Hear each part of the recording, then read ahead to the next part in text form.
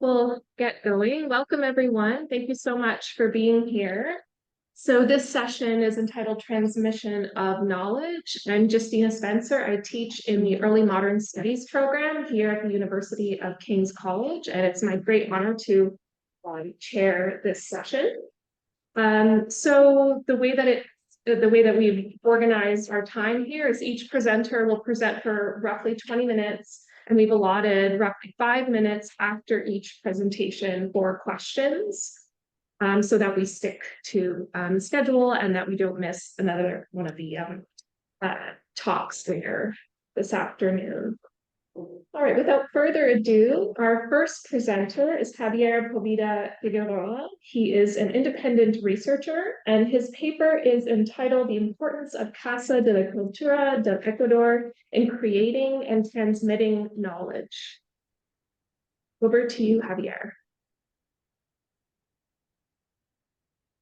Okay, can everyone see my screen?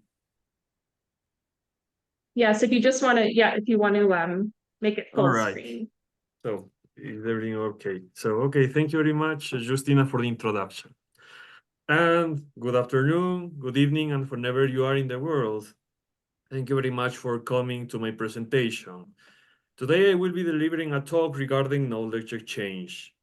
In that vein, I will explain briefly the connection between the United States of America with researchers living in Ecuador for creating botanical knowledge and to transmit knowledge about chemical and physical sciences through Casa de la Cultura del Ecuador. Researchers such as Michael Barani and Hebe Besuri have explained the processes of development in the Global South using science, technology, and mathematics during the second half of the 20th century. Barani explained how a global mathematical community developed in the context of industrial development of the Global South and the Cold War. Through UNESCO, mathematicians of the Bourbaki group traveled to the so-called developing world for aiding in the development of crucial activities linked to industrialization. For example, mathematician Charles Ersman in 1952 mentioned that mathematics was crucial for developing infant industry.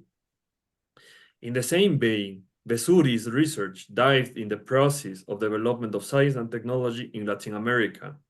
She covered the periods of science development before and after the so-called neoliberalism became the dominant paradigm in economic terms in Latin America.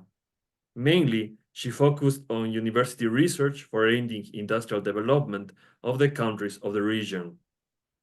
In line with both authors, my presentation contributes to the historiography of 20th century modernization history of science and technology by explaining the role Casa de la Cultura del Ecuador played in economic and cultural development.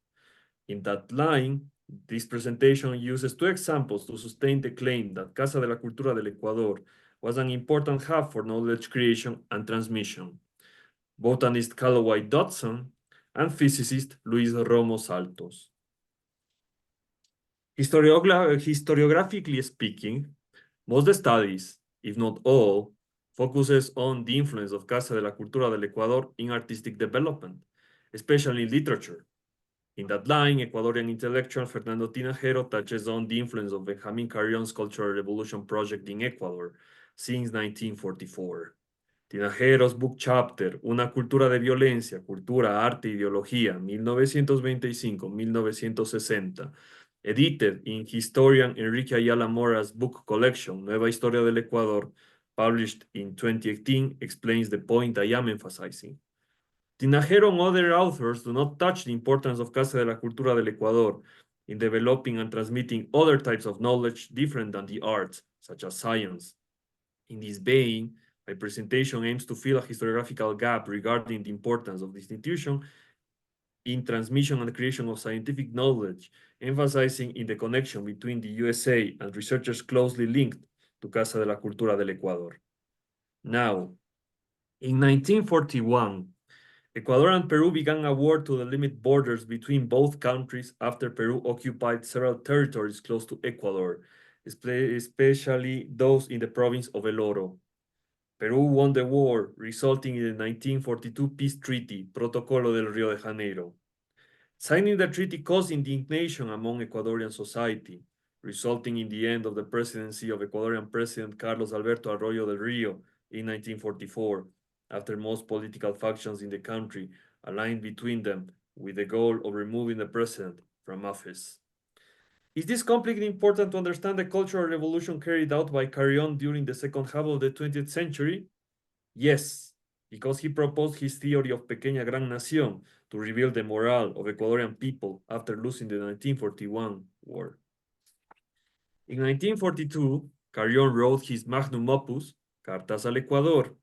The text showed the indignation Ecuadorians felt after their authorities signed the 1942 peace treaty. In that vein, this book sought to define what Ecuadorian identity is. He mentioned several important persons recognized by their personal qualities, such as writer Juan Montalvo, Presidents Vicente Rocafuerte, Allen Loy Alfaro Delgado. Those important persons would serve as role models for building Equatorianity. In that line, Carrión proposed his theory of Pequeña Nación, Gran Nación, stating that the Ecuadorian culture must ground Ecuadorian identity after the defeat of the country in the 1941 Ecuador-Peru War. In 1944, after most political forces deposed President Arroyo del Rio, politician José María Velasco Ibarra was elected unanimously by those political factions as president of Ecuador. In that political conjuncture, Carrión saw the opportunity to institutionalize his view of Pequeña Gran Nación. Velasco Ibarra enacted Decree 707 for creating Casa de la Cultura del Ecuador the same year he was elected president. In the executive order, Velasco Ibarra stated that the institution will help to ground Ecuadorian spirit. Furthermore, Casa de la Cultura would transmit Ecuadorian intellectual tradition outside Ecuadorian borders. Article 9 detailed different functions the institution was going to carry out for developing Ecuadorian arts and science, such as promoting scientific and technological education and research, for developing Ecuadorian economy, for improving well-being of the population. Literal C could be inspired in Carrión's ideal of Pequeña Gran Nación. In pages 88 and 89 of Cartas al Ecuador, Carrión stated explicitly the use of science and technology for exploiting agricultural lands, for benefiting Ecuadorian society. An important element to consider in Ecuadorian development policy was the relevance of foreigners to contribute with their knowledge and practices in key sectors of Ecuadorian economy and culture. Casa de la Cultura del Ecuador played an important role as a mediator between human foreign capital with the needs of the country. Executive Order 707 specified the importance of inviting renowned scientists and artists to help to disseminate their works and research through the institution. In 1957, botanist Calloway Dodson began studying orchids in Ecuador. His interest in studying this type of flower was linked to his doctoral studies. He graduated in 1959 from Claremont College. His doctoral thesis focused on describing natural hybridization of several neotropical groups of orchids found in the Ecuadorian Indian region, more specifically in the city of Cuenca, Ecuador. Dodson began his impressive career while he was living in the country. After finishing his PhD, Dodson became professor of ecology, botany, and evolution at Universidad de Guayaquil. He also founded a herbarium at the same institution in 1965. When Carlyle Luer retired from medical practice during the 1970s, he focused his energy on studying orchids. In that vein, he published two books, The Native Orchids of Florida in 1972 and The Native Orchids of the United States and Canada, excluding Florida, in 1975. Luer was one of the founders of the botanical garden Selby Gardens, located in Sarasota, Florida. Luer invited Dodson to join the newly created botanical garden while he was visiting Ecuador. Dodson was enthusiastic about joining Selby, becoming the first executive director of the botanical garden in 1973. Now, which is the connection between Calloway Dodson, Carlyle Luer, and Casa de la Cultura del Ecuador? The answer lies in the creation of the herbarium, Herbario del Museo Nacional de Ciencias Naturales de Quito, in 1977. The herbarium was ascribed to Casa de la Cultura del Ecuador. In that vein, having Dodson as one of the founders of the Ecuadorian Herbarium was key to connecting Ecuadorian national culture with American botanical research developed by those involved in Selby Gardens, such as Carlyle Luer. Botanical research was connected with Ecuadorian economic development, and Casa de la Cultura del Ecuador played an important role in that matter. One of botanical researchers close to Luer and Dodson was Salesian priest Ángel Andretta. Several orchids were named after him, such as Masdevallia instar that Luer and Andretta discovered in 1978. As Stigdastrum and Adam P. Harriman wrote in Luer's obituary, Carlyle L. Luer, 1922-2019, in memory of a legend, a teacher, and a friend. Luer and Andretta collaborated closely in orchid discovery in Ecuador. Andretta was a key figure in founding one of the biggest orchid exporters of the country, Ecuagenera, in 1992. Andretta's orchid knowledge was key to setting up the company. In that vein, the connection between Carrion's ideal, found in his book Cartas al Ecuador, scientific knowledge exchange with foreign experts, and economic development were intertwined to fulfill the goal of Casa de la Cultura del Ecuador in economic development terms. Casa de la Cultura del Ecuador did not only serve as an institution to promote creation of knowledge, but also its transmission. For the case of my talk, I am presenting one of the finest, if not the best, 20th century Ecuadorian scientist. His name was Luis Romo Saltos, elected Secretary of Science and Technology of Ecuador when Alfredo Palacio González was vice president in 2003. Romo Saltos graduated in 1949 as Bachelor of Science and in 1951 as Master of Science at Michigan State University. Later, he obtained his PhD in physical chemistry at the University of Wisconsin in 1954. The same year, he became research associate in the low temperature laboratory at Pennsylvania State University.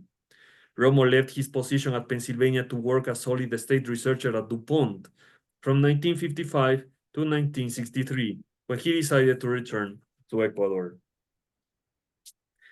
During his time living in the USA, Romo Saltos had the opportunity to talk with several important scientists as philosophers of his time, such as chemist Linus Pauling and philosopher Alfred Ransperger. One of the most important meetings Romo Saltos happened in April 1954 while he was working at Pennsylvania State University. His chief, Professor John G. Aston, invited him to visit the Nobel laureate Albert Einstein at the Institute for Advanced Study of Princeton University. Aston was friend of Professor Einstein. Casa de la Cultura del Ecuador published an essay in 2005 with the memories of the meeting Romo Saltos had with Professor Einstein under the title Conmemoración del primer centenario de la creación de la teoría de la relatividad.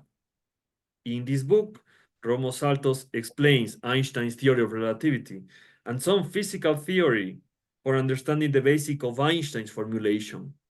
Also, Romo's book contains a brief biographical sketch of Einstein and Romo's meeting with the Princeton professor. Now, you may be wondering how Romo fits with Carrion's ideal. The answer lies in Carrion's text 13 años de cultura ecuatoriana, published in 1957. Casa de la Cultura aimed to publish texts for educating Ecuadorian general public in order to construct a democratic society.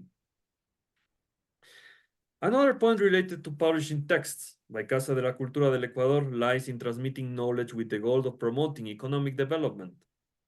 For instance, Romo's Filosofía de la Ciencia, published in 2007, aimed to transmit the basics of philosophy of science with two goals.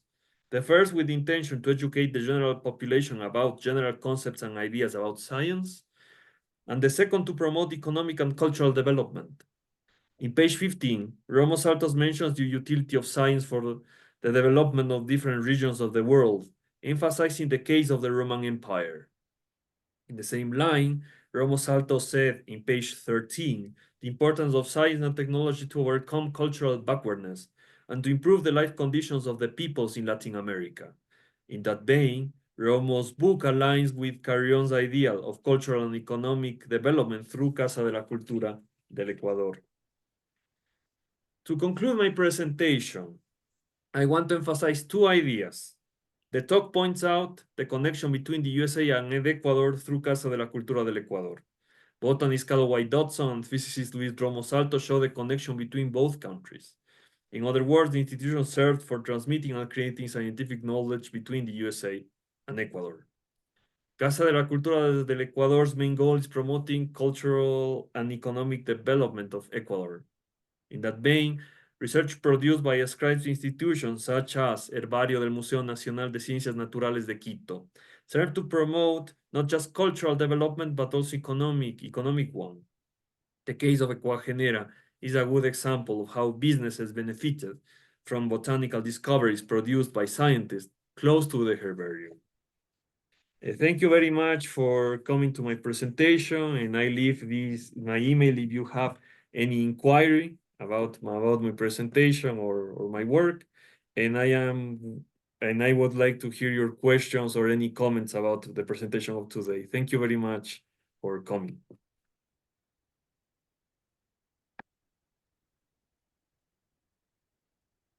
Thank you, Javier. So we have a few minutes for questions.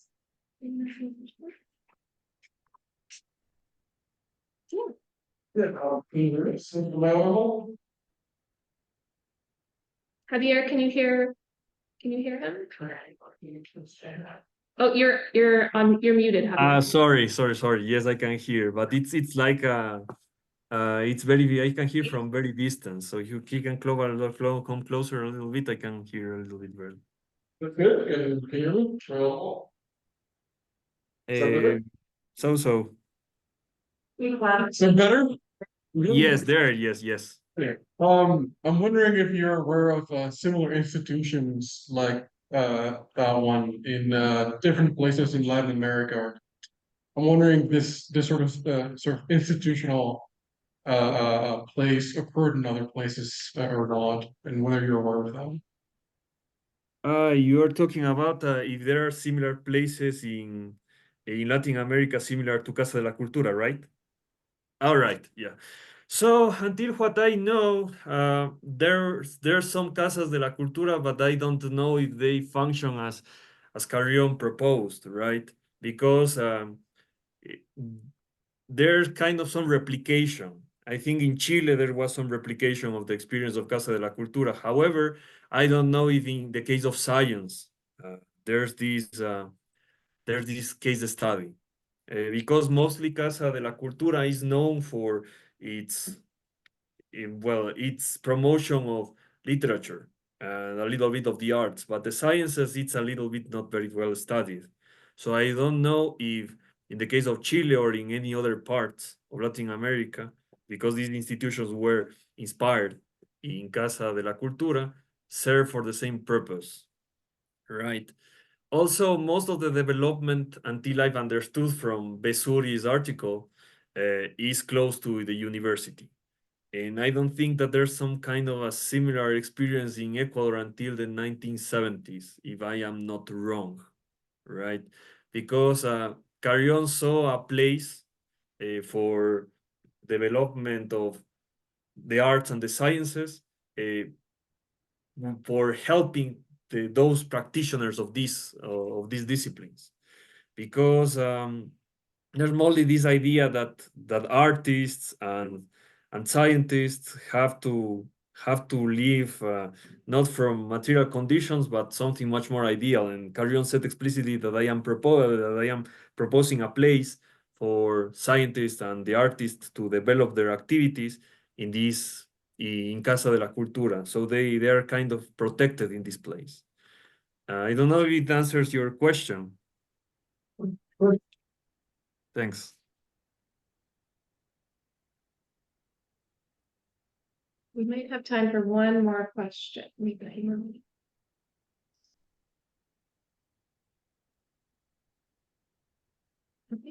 Thank you, Javier. All right, our next presentation will be by Sandra Rebok.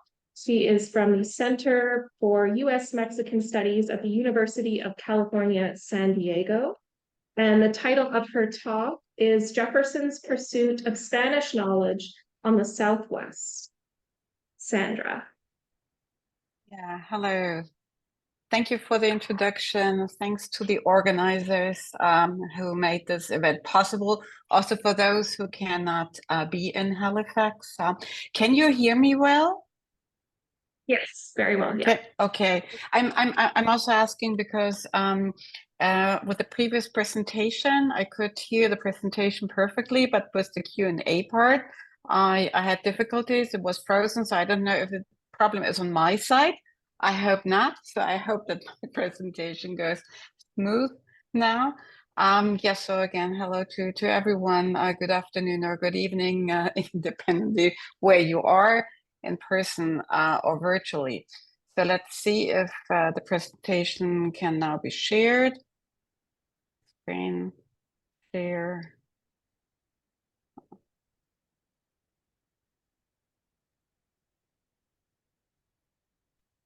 Does it look like it should look good? Okay, yeah. Perfect. Thank you. Perfect.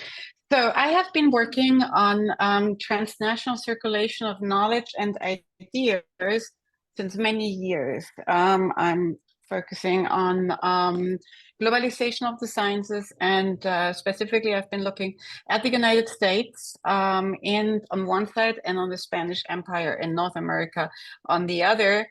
So I have published on both sides, and in my current book project, Jefferson, Territorial Expansion and the Pursuit of Science in the American Southwest, 1776 to 1826, I connect both sides, showing the growing entanglements from 1776 onwards over the next 50 years. The overall goal of my project is to show that from the American Revolution onwards, the United States nation-building process and the developments in the Spanish and later Mexican Southwest became increasingly entangled until the US annexation of this region in 1848. To better picture my argument, in 1776, while the Declaration of Independence was signed in Philadelphia, on the other side of the continent, San Francisco was founded by Spain with the establishment of the Presidio. In the same year, the Spanish monarch Carlos III created the Comandancia y Capitania General de las Provincias Internas as an effort to constitute a unified administrative district of the Spanish Empire in North America and a protected position further south from encroachment by foreign powers. So the interesting thing in that context is that the proposal already dates from 1768, but it was kind of ignored until right after the Declaration of the Independence. When the project went ahead.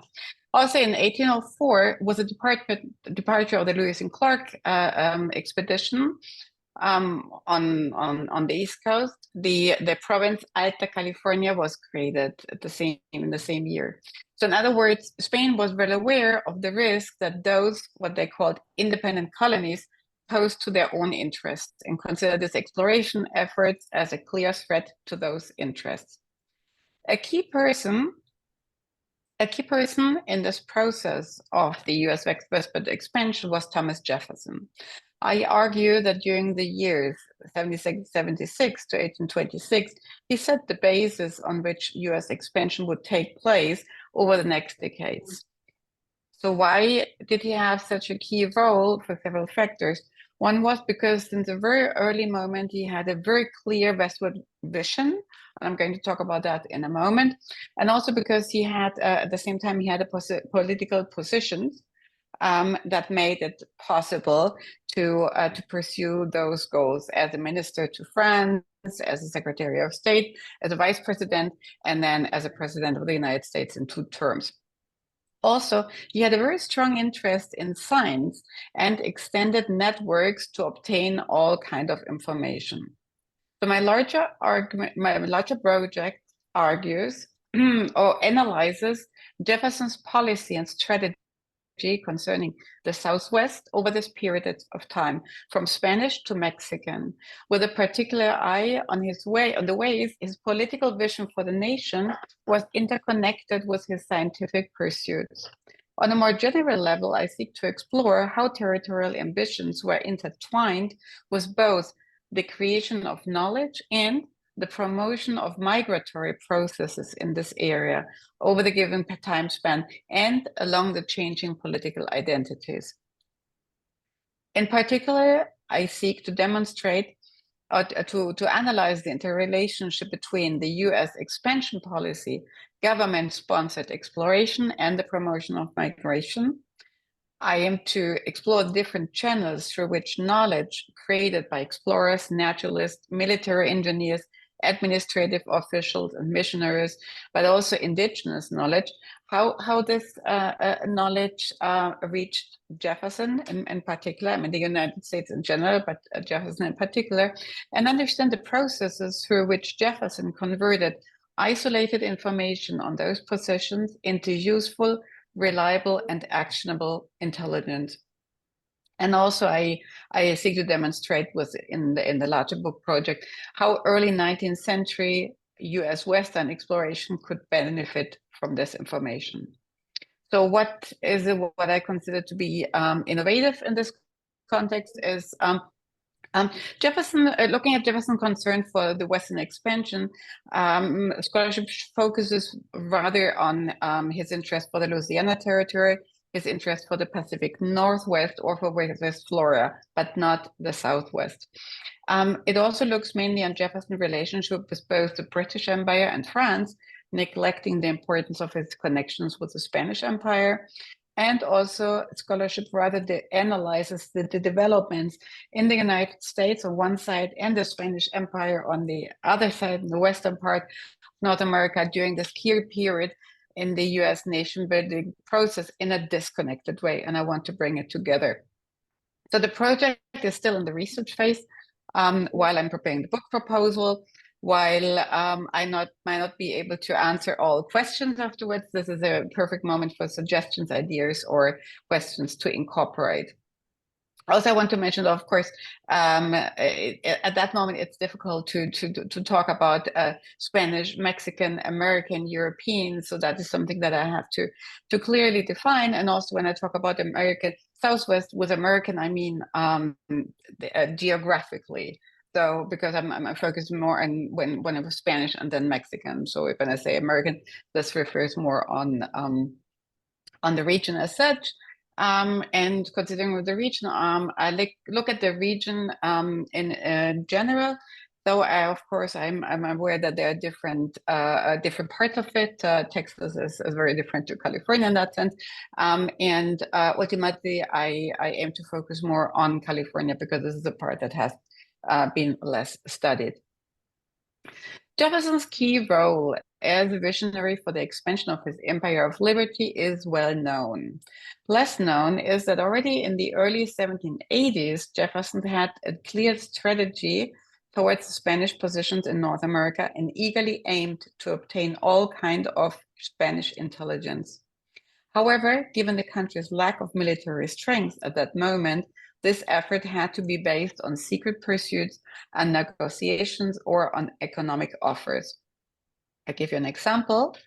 For example, in 1783, again, at a very early moment, Jefferson wrote to George Rogers Clark and asked him if he was interested in participating or in leading an exploration voyage of California, because in that moment he was aware that England was trying to organize an exploration voyage to California, and Jefferson knew what exploration voyage in this context meant a generation of knowledge that then could be used for strategic interests. So he was very much aware of it, and that's why he tried to convince George Rogers Clark. In that moment, he declined, but interestingly, he suggested that his younger brother could participate in such an endeavor, and the brother was William Clark, who years later would be the first, together with Meriwether Lewis, the first exploration voyage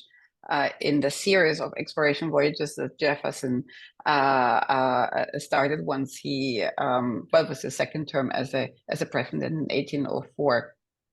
So the other moment that I noticed was at a very early moment in 1791, Jefferson, for example, he was delighted when he learned that the Spanish crown was inviting Americans to settle in Spanish territories as a mean of increasing the population of the territories. So Spain had the problem that didn't have enough inhabitants, so they invited Americans. Jefferson was thrilled about it. For example, he noted to Washington, he said that he wished that 100,000 of our inhabitants would accept the invitation. It will be by means of delivering to us peaceably what otherwise might cost us a war. So that is what he said to Washington. This is something that he, especially in the context of Spanish Florida, he was very much in favor of that, but he also pursued a similar attitude for the Southwest, in spite of the difficulties given the topography of the country.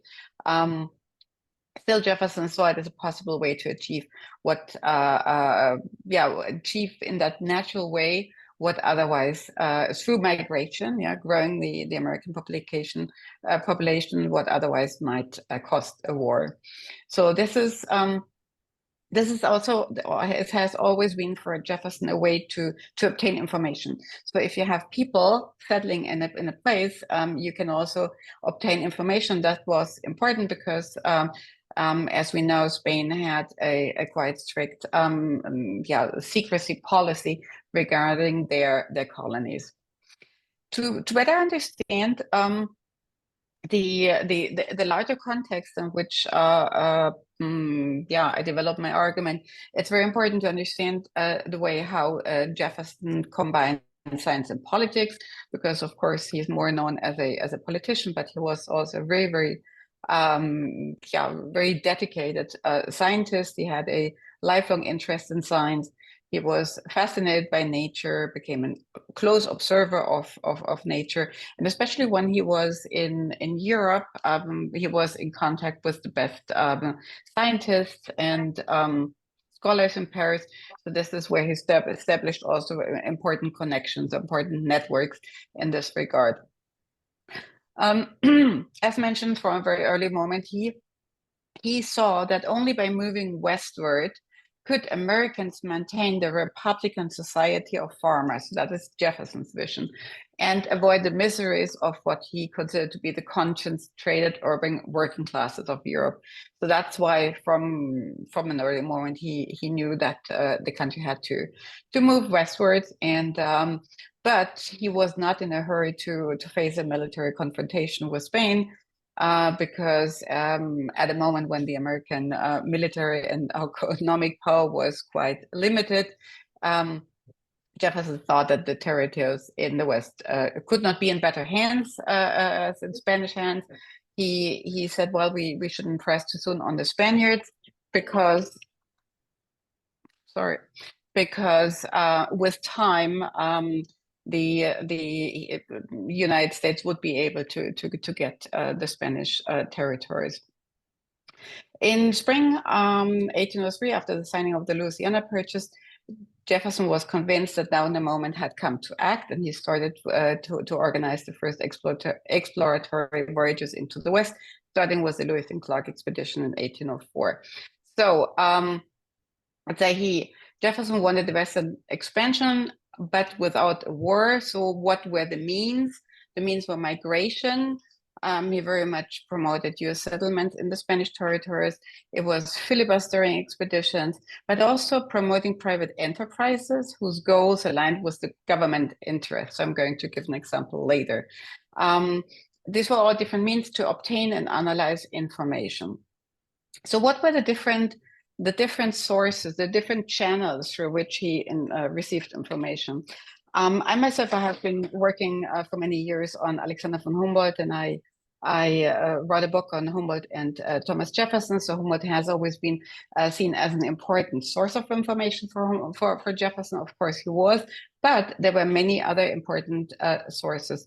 So this is an example of the correspondence between Jefferson and Humboldt, and then Humboldt passed him information, written information, maps that he had drafted, and he prepared specific information on the Louisiana territory.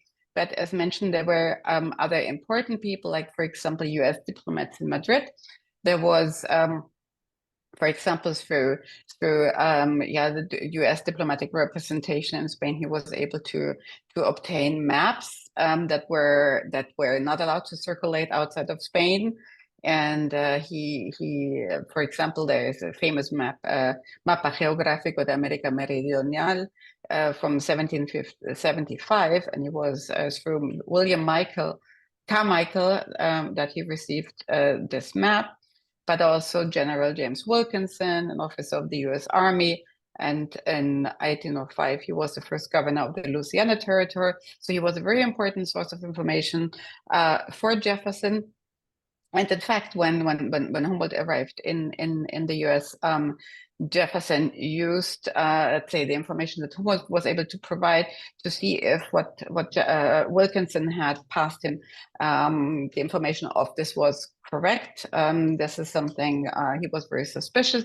Jefferson was a very suspicious person who always tried to see if he had to triangulate information to see if it was accurate information. And in the case of Wilkinson, he was entirely right, because Wilkinson proved to be a spy after his death. Another important person in this context was Zebulon Montgomery Pike. So he led 2 exploration expeditions directed by Wilkinson. And in the second expedition, so this was an expedition into the north of New Spain, of what today is New Mexico and Texas. He went there. He was captured by the Spaniards. They took them from Santa Fe to what today is Chihuahua, and in that moment, Pike, he was able to observe, to note information. So he was able to get a lot of information about the Spanish positions. And when he returned, because he was released, he was able to return. Then he published a book about this expedition with a lot of important information about the Spanish Empire, or the northern part of the Spanish Empire, that also passed to Jefferson. Other people were traders in the border region, like, for example, the horse trader Philip Nolan, who lived in Natchez on the Mississippi River. He worked in the 1780s as Wilkinson's bookkeeper. We see that Wilkinson is always the central person in this regard. So he worked as his bookkeeper and business agent, and he also went into the Spanish parts trading with horses. So that is the reason, because he was organizing his expedition into Texas. So that's why Wilkinson pointed or mentioned to Jefferson that Jefferson should meet Nolan, because Nolan would be very useful to pass him broader geopolitical information. Unfortunately, in this moment, it wasn't possible, because Nolan ventured again into the Spanish positions without a passport, without any permission, and he was killed by the Spaniards just before he was able to go to Monticello and meet Thomas Jefferson. There are also other people that need to be mentioned in this context. So it's, for example, the smugglers along the coast of the Pacific coast. This is something that should not be forgotten in this context, because we're thinking about the U.S. expansion, like on via land, but already at a very early moment there was heavy activities of U.S. smugglers and trappers along the Pacific coast. For example, Fort Astoria was established as a fur trading post by John Jacob Astor's Pacific Fur Company. This was in 1811. And again, there was a close connection to Jefferson, so he corresponded with Jefferson about it. What I found interesting is that already at an early moment, also Spaniards, they kind of foresaw what was going to happen. So, for example, the Viceroy Manuel Antonio Flores, he said, "We ought not to be surprised that the English colonies of America, now being an independent republic, should carry out the design of finding a safe port on the Pacific and attempting to sustain it by crossing the immense country of the continent above our possessions of Texas, New Mexico, and California." Here, this is Pike, and And then another source of information for Jefferson, very important source, was his the literature he had in his library. So here what we see is a list of Spanish books on the subject of New Spain or Mexico that Jefferson possessed in his library. So what we can see is it's all type of information that was useful for Jefferson in his pursuit. It was anything that could be of help for the expansion, for settlement, for agriculture, for the encounter with the indigenous people, geographical obstacles, rivers for transportation, mineralogical information. Let's say anything was of interest for Jefferson in this context. And so that before he was very distrustful, he was aware of the fact that there were always political interests connected to scientific knowledge. So that's why he triangulated the information. And for example, what we see here is, I'm aware that you cannot really read it well, it's too small, but it shows different, on the left side, we see different regions, and above it's different sources. So this chart has been prepared for Jefferson to show what type of information about specific regions, for example, definitely San Antonio. So from different sources, what is the information that he had received? So this is to show that he was quite systematic with the information, with receiving it and analyzing the information. I now have to come to an end. The time frame, as I mentioned before, of my book project ends in principle in 1826 because Jefferson passes away, and also because with Jedediah Smith in this year in 26, he was the first U.S. overland traveler that arrived in then Mexican California. So this was just a few months after Jefferson's death. But of course, I cannot, let's say in a historical frame, 1826 doesn't make much sense. So that's why I want to expand it until 48. Though that's not my focus, but I need to expand it to show where Jefferson's vision, where it led with the final incorporation of the Southwest by the United States to the detriment of Mexico. That of course leads me to the question which I cannot answer now, but it's just to mention this next. For me, a key question in the context of my study is what was Jefferson's attitude towards Mexico? Because one thing is expanding towards the Pacific at the cost of a European power. That already, as we know, with the Monroe Doctrine was clearly expressed that this was not the desire, was the desire to keep Europe out, but it's totally different to, let's say, to expand at the cost of an independent nation, Mexico. So the conclusion, here we see Smith, the conclusion is, what I want to show is that at this early moment when we could see both parts very disconnected, there was a close connection between New Spain, later Mexico, and the United States at this early moment. And also that Jefferson, from an early moment, he had the expansion to the Pacific and California in mind. And while he did not see the US in the position to acquire by military force the territories they aspired, he collected material, connected information, and when he was president, he prepared the exploration voyages. I think that it's important to understand the different bodies of knowledge created in the Southwest as a crossroad of cultures in order to understand the Southwest today with its inherent challenges at the intersection between the United States and Mexico. Thank you for your attention.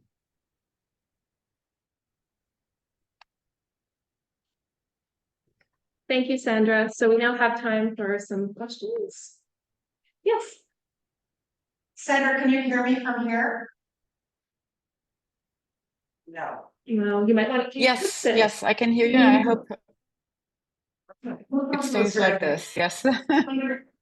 So, as you talk about different groups of people collecting information and Jefferson bringing this all in, it's very clear that there are different diplomatic, political worldviews that are expressed here, but also different cosmological worldviews that somehow Jefferson is having to negotiate. And so is he encountering different ways of knowing the world that he then translates into his own? I'm not sure if I understood the question. Well, I guess I'm Could you trying. just So let me put it in the because easiest way. I'm having different. Here, yeah, yeah. There's some technical, yeah. So okay, perfect. That might be Right. better. Okay, so what I'm trying to ask is whether there are ways that the knowledge that is gained, it has to be retranslated, rethought about in the way that Jefferson sees the world, or whether this is just political information he's getting from the Spanish and that he or whoever else, and it all fits together into a nice socioeconomic, geopolitical world he already knows. So does that make sense? So the easiest way to think about it is if there's indigenous knowledge, which could come from a completely different way of understanding the world. But I'm also interested in the other people collecting information. Yeah, no, it's an excellent question. It's yeah. What I try to explain is that it's all type of information that he's aware that he needs. And why does he need it? Because Spain had the secrecy policy, did not circulate any information on their position. So that's why he had to find different ways. Of course, it's the literature, it's the explorers, it's different sources, but also the indigenous people. I mean, this is something that Jefferson was very aware of. And for example, with the Lewis and Clark expedition, he also gave the explorers specific instructions how to obtain information from Americans, from local sources in general. So that is something that he was very aware of. And then to bring it together again, it's what we call scientific knowledge. It's any type of information that then could be translated or could be connected with his strategic vision. Yeah, but again, I don't want to see him only, or don't want to depict him only as a politician. He was generally interested in science. He was interested. That's what we see at Monticello, for example, the plants, to see what kind of plants can grow. It's all connected to his larger project. So the project is really to settle the country and to avoid everything that he had seen in Europe, big cities and everything that he saw, that he depicted. Yeah, he despised it. He didn't like city life, so that's why he tried to create this rural life. But of course, for the rural life, you have to get all this type of information and from the different sources. Yeah, and of course, indigenous and Spanish. But and of course, you had to be aware that the information that he received could be, let's say, could be influenced by specific political interests. So that's why he was so suspicious with Wilkinson, who was in fact a double agent. He worked for the United States and for Spain, and that is also the reason why he was so interested in Humboldt's information, because he kind of considered it to be, let's say, free of political pursuits in this regard. I hope I have answered the question, but it is very it's an interesting question. It's an interesting approach that I should explore further in the frame of the book. Yeah, so thank you. Thank you.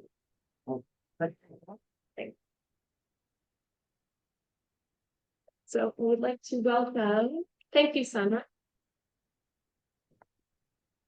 Hasan Umut from Boğaziçi University, the title of his talk is Opportunities and Challenges in Integrating Ottoman Science Studies into a Global Perspective. So, do you want to connect with your Use your own laptop? I have your slides up here. Okay, just that. Oh, watch out. Thank you.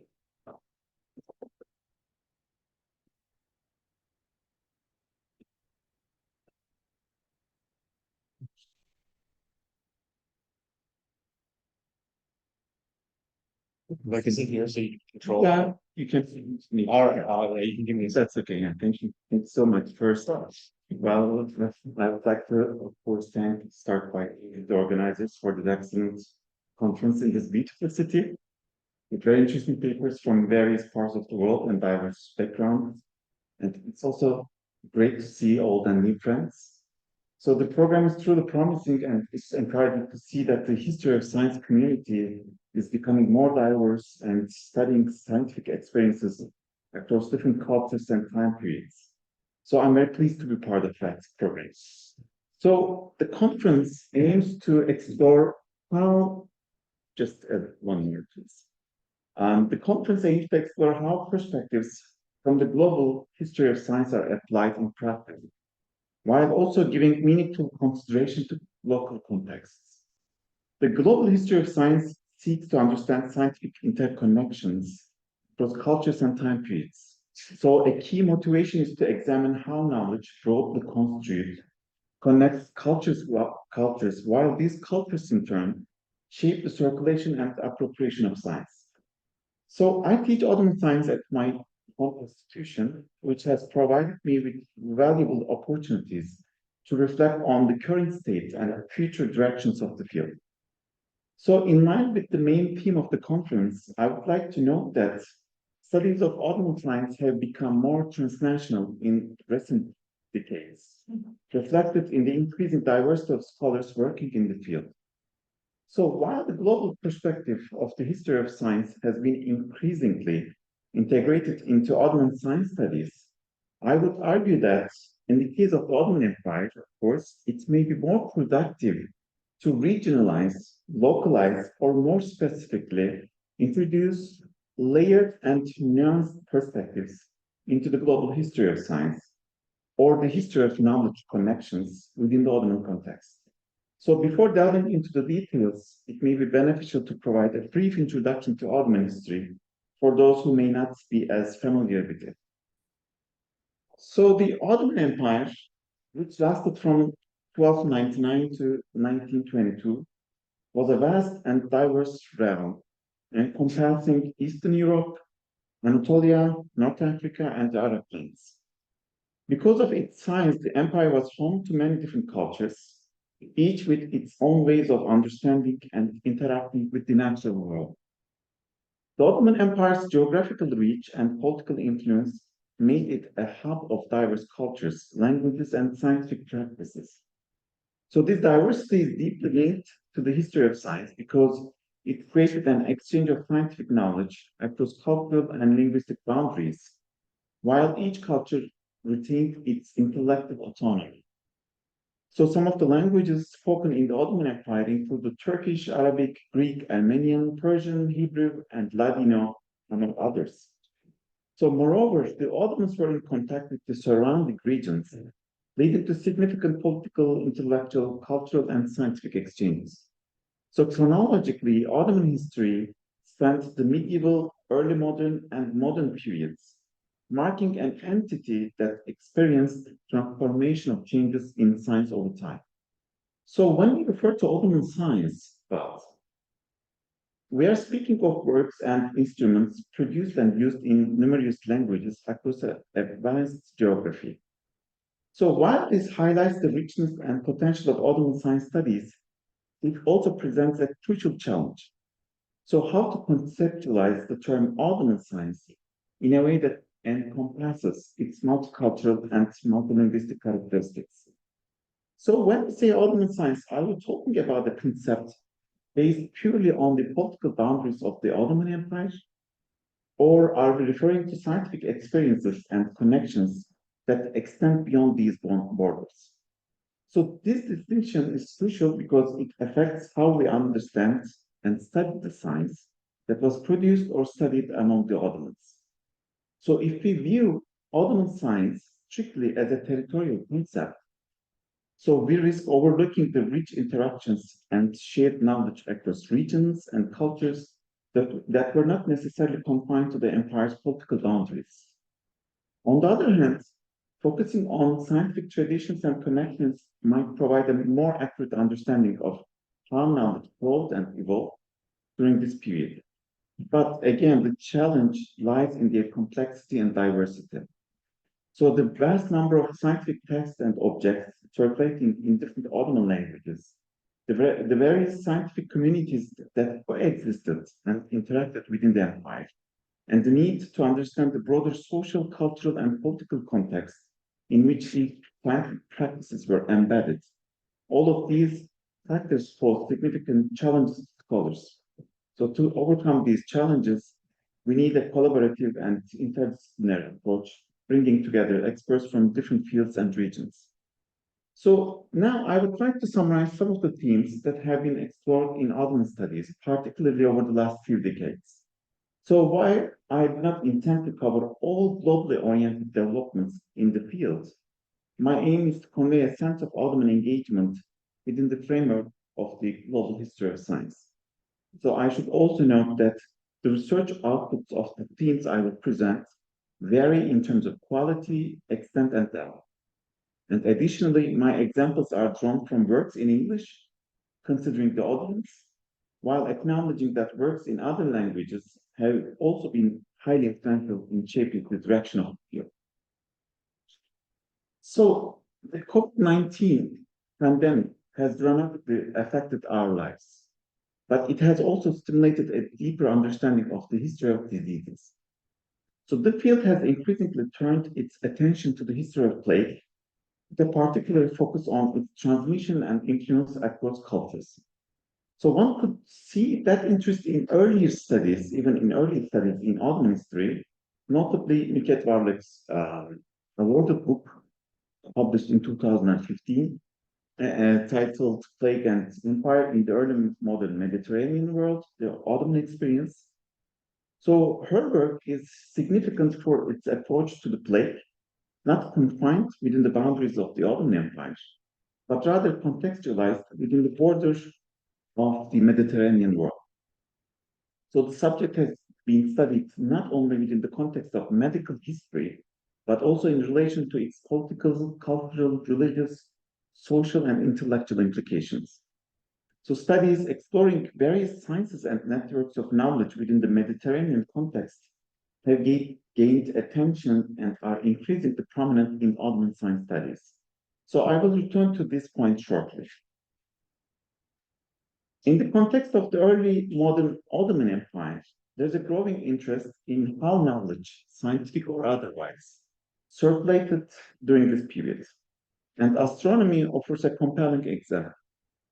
Significant studies have explored how astronomical knowledge produced by the Samarkand school, particularly through the Samarkand Observatory and madrasa built by the Timurid ruler Ulu Bey in the 1420s, was transferred and integrated into the Ottoman scientific landscape in the 15th and 16th centuries. A notable example of this research is İhsan Fazlol's article, The Samarkand Mathematical Astronomical School, a basis for Ottoman philosophy and science. This interest highlights an important approach to global studies, focusing on currents that are not necessarily tied to Europe.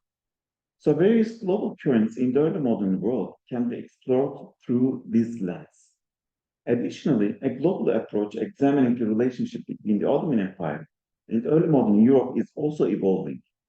So Robert Morrison's article entitled A Scholarly Intermediary Between the Ottoman Empire and Renaissance Europe explores the circulation of astronomical knowledge during this period through the works and travels of a Jewish scholar and physician, Moses Galeanos, who spent time at the Ottoman court. A notable growing interest in global currents in Ottoman science studies relates to the field of environmental history, environmental and climate-based history. So the literature on the Ottomans' engagements with the natural world has made valuable contributions to this area of study. Scholars like Alan Mikhail, Sam White, and Faisal Hussein have explored the multidimensional implications of environmental and natural changes on Ottoman society, politics, and economy in their respective works. These and similar studies have brought new insights into Ottoman studies, challenging traditional assumptions by suggesting that non-human entities can also be agents of history. Another significant topic in the history of global currents in Ottoman science is how modern science was received and how it shaped discussions on the transformation of the state, society, intellectual life, and culture. Fortunately, the field has shifted its focus more towards internal and indigenous dynamics, rather than merely explaining the transfer of knowledge to non-Western cultures. In the modern Ottoman context, scientific knowledge is now explored within broader and more nuanced historiographical questions, moving beyond the simple narrative of adapting early modern science.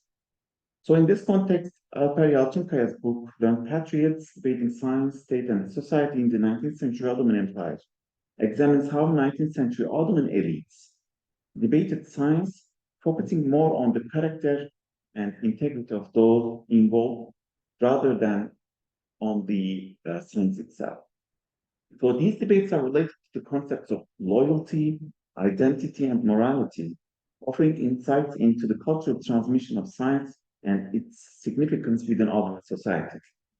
So similarly, Merve Shakri's work, entitled Reading Darwin in Arabic, explores the complex dynamics of how Arab learned classes adopted or rejected Darwinian theory.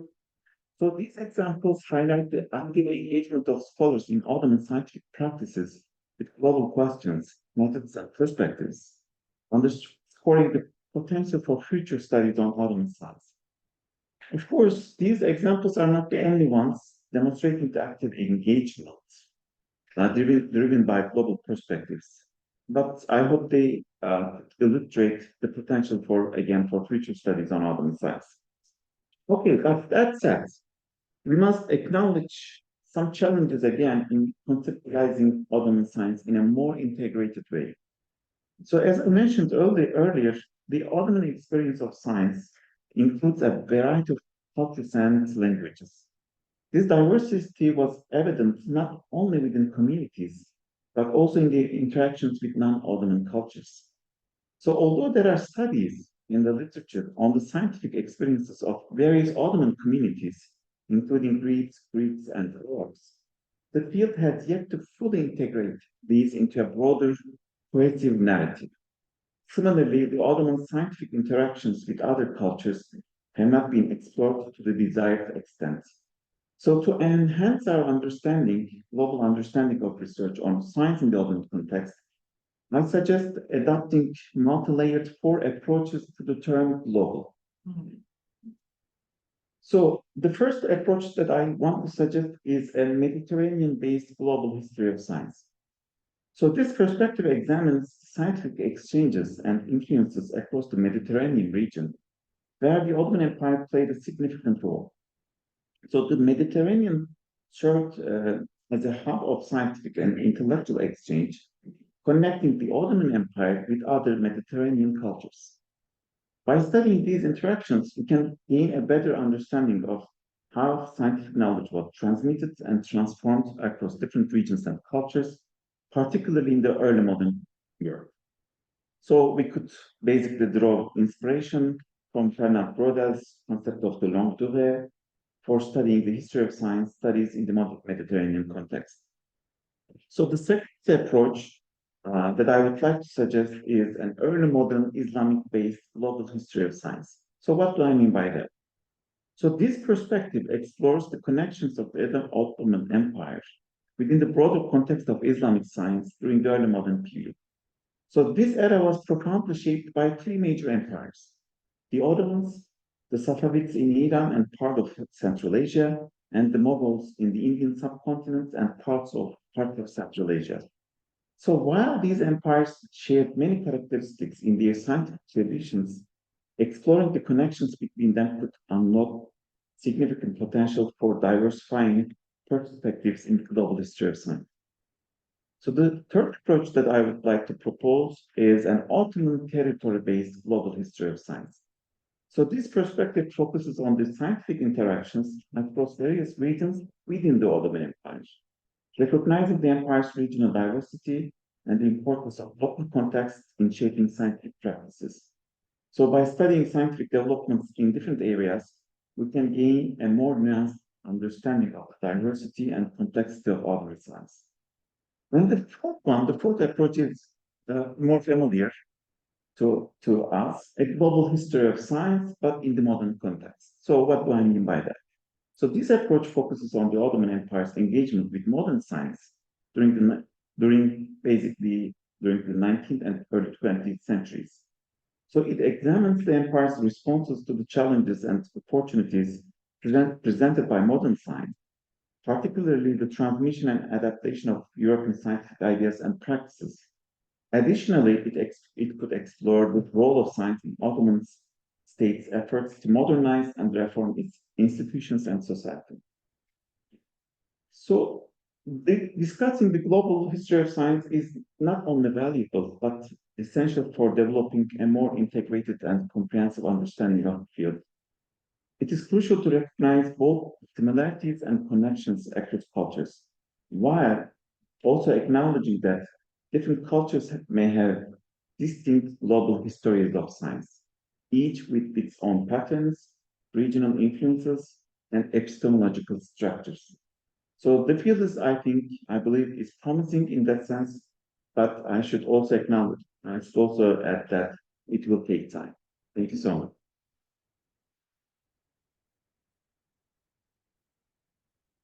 Thank you very much. That's my presentation. Yes. Thanks, so it's interesting. If there's, I don't know that much about Ottoman history, so this may just display my ignorance. But I wonder if there's an opportunity, if you're trying to get a handle on Ottoman science, despite the multi-ethnicity, the huge kind of cultural and geographic, of focusing on things other than science as understood in a rather sort of conservative way of theories, and looking instead at technologies, particularly technologies of empire, and institutions, particularly, again, the sort of scientific institutions that are sort of fed from the center. Would that be a useful approach? Well, thank you so much. I totally agree with you. So when I say science, actually, very loosely, I mean also technology and medicine included, definitely. Also, I think we need to maybe reframe the concept of history of science. Maybe we should talk about the history of knowledge instead of history of science, maybe in that context, because science, as we understood today, as we understand today, it might not be the same as they understood science, right? That's why maybe a broader definition might be based on the concept knowledge rather than science, maybe. Please. Well, so if you expand it, then we thought we make the problem worse. It becomes even harder to figure out the distinctively Ottoman, if that's the project, to sort of say, well, what is Ottoman science? And so perhaps starting with narrative fix to institutions and technologies of empire. And then that second step is the way people resist the empire, right? And that's how many of the different ethnicities come in. So rather than sort of just expanding science, saying, well, whatever science and knowledge is, let's look instead at institutions and technologies of empire, and then get that distinctive Ottoman Empire story, and then look at the complexities of empire that roll out of that. Well, I agree with you, but I personally think that it is better to maybe redefine science in the context of the history. So personally, I define it as any kind of engagement with the natural world. So if we put it that way, I think it's easier to look at maybe expanding the borders of the history of science in the Ottoman context, not necessarily in the Ottoman case, of course, in other cultures as well. So when we, I think, define science more flexibly, as we try to do, we could add institutions, technologies and others all in that picture. And yeah, it's very valuable. Thank you so much. Yes.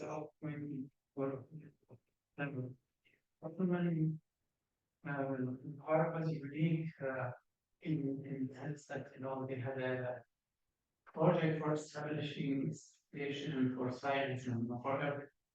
So somehow, what in context, when you talk about science, chemistry, you are talking about those institutions. Yes. For example, we have 8 astronomers, physicians, we have a course to go all. So now, it's easy to break it. When you are talking about astronomy, it works. You are actually talking about an institution within maybe, Yeah, the boundaries are blurred actually. It's not easy to make them very strictly different from each other. But again, maybe as historians, we take for granted that these concepts we use them in a very loose way, right? Even when we use institution, it's not the same thing that we understand today, right? So that's why if we try to use them very flexibly, maybe they may be better in that complex picture. Thank you. Just a little bit more question. So what's this, like I don't know sometime in time you should be more toward the global science. Like I ask you, how do you see we have different approaches to history of science, social history of science, maybe what we can call it heritage history of science, that it's a valid approach, especially within those countries who were witness of this kind of improvement in medieval time, being in the very Middle East or countries around that. How do you see the development in recent years? Are we still doing classical history of science, in a way that we can produce material to write global history or not, especially in the context of your institution and where you are working? How do you see the developments in recent years? Are there, for example, new researcher who shows interest in this kind of material, or field is moving toward, for example, social science or heritage, history of science. This is not just looking at the material themselves, studying themselves. I know part of this answer, but yeah, thank you so much, Sejat. Yeah, that's a very important part. Well, actually, these things happen simultaneously. So yes, the global understanding of the history of science in the global context, it has increased. It's increasing, that's right. But also, let's say the internalist understanding of the history of science in the Ottoman context, it's also continuing. And I believe that both should coexist, because I think both could give like material or perspective in each other. Yeah, so it's happening simultaneously actually.